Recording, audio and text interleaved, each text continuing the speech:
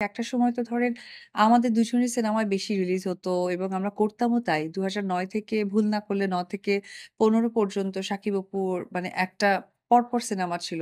তো এই যে এত কন্টিনিউ কাজ এবং কন্টিনিউ কাজের কারণে হয় কি দর্শকদের কাছাকাছি বেশি থাকা যায় এবং তারা আমাদেরকেই তখন পরিবারের একজন মনে করতে শুরু করে যায়।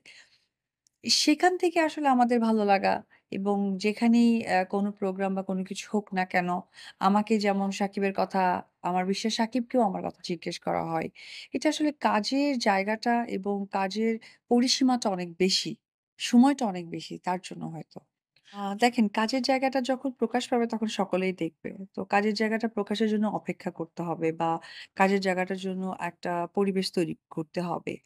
আমরা কি বলি বা কি কাজ করব না করব এটা আসলে একটা ক্রিয়েটিভ প্রোডাকশন এর জায়গাটা বিলং করে। সো ওই জায়গা থেকে আমরা দর্শকদেরকে যেটা জানাবো সেটা অথেন্টিক এবং যখন দর্শক জানতে পারবে যে তারা কাজ করছে, যখন প্রকাশ হবে।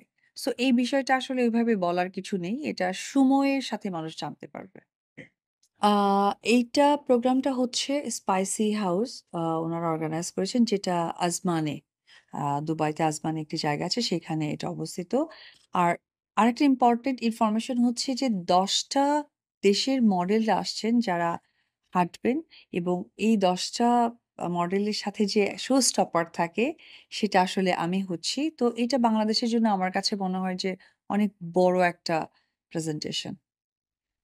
আমি তো অ সংসারী হতে কেমন লাগে এই প্রশ্নটার আসলে ব্যাখ্যা একটা মেয়ে মানুষ বাঙালি মেয়ে কি দিতে পারবে জানি না। তবে বাঙালি মেয়েদের ক্ষেত্রে স্বামী, সংসার, সন্তান এটা হচ্ছে গিয়ে সর্বোপরি ১ম পরিচয়। তো যেহেতু আমাদের সন্তান আছে, সুতরাং সন্তানের পজিটিভ চিন্তাধারা বা সন্তানকে সুন্দরভাবে গড়ে তোলার লক্ষ্যটাই আসলে প্রত্যেকটা প্যারেন্টস এর থাকে। তার ব্যতিক্রম আমি বা শাকিব খান আমরা কেউ না বা শাকিব খানের ফ্যামিলি সহকারে। এইটাই। তাছাড়া আমার ব্যক্তিগত জায়গাটা আমি আসলে আর ওইভাবে মানে ক্যামেরায় বা দর্শকদের সাথে আর এত বেশি শেয়ার করতে চাই না। কারণ শাকিব খান, অপু বিশ্বাস নামের সাথে কাজের জায়গাটা জড়িত আছে। যে আমরা এত কাজ করেছি সেখান থেকে দর্শক কিন্তু জানে। তারপরে ব্যক্তি জীবনের যে টানপোড়েনটা গেছে সেটাও অনেকটা জেনে গেছে। কিন্তু সামটাইম হয় কি জানতে গিয়ে বেশি জানা যাচ্ছে। তো আমার কাছে মনে হয় যে সেই জায়গা থেকে বের হয়ে এসে আ আমার সন্তান বা পরিবারের স্বার্থেই আমরা আমাদের মতো করে থাকা উচিত। আর শাকিব অপুর যে নিজস্ব একটা পরিচয় আছে যে সে একজন সুপারস্টার বাংলাদেশের এবং আ রাইট নাও এই গ্লোবালি তার বেশ কিছু সিনেমা রিলিজও হচ্ছে। আমরা দেখছি বা তার অবস্থানটা অনেক ঊর্ধ্বে চলে গেছে।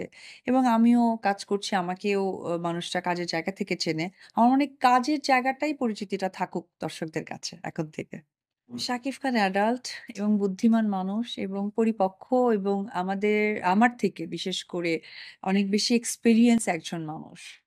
সুতরাং সেই জায়গা থেকে আসলে এটা তাকে প্রশ্ন করেন, এটা ভালো উত্তরটা তার থেকে পাবেন। আমি তো আসলে এই উত্তর দেবার কেউ নই।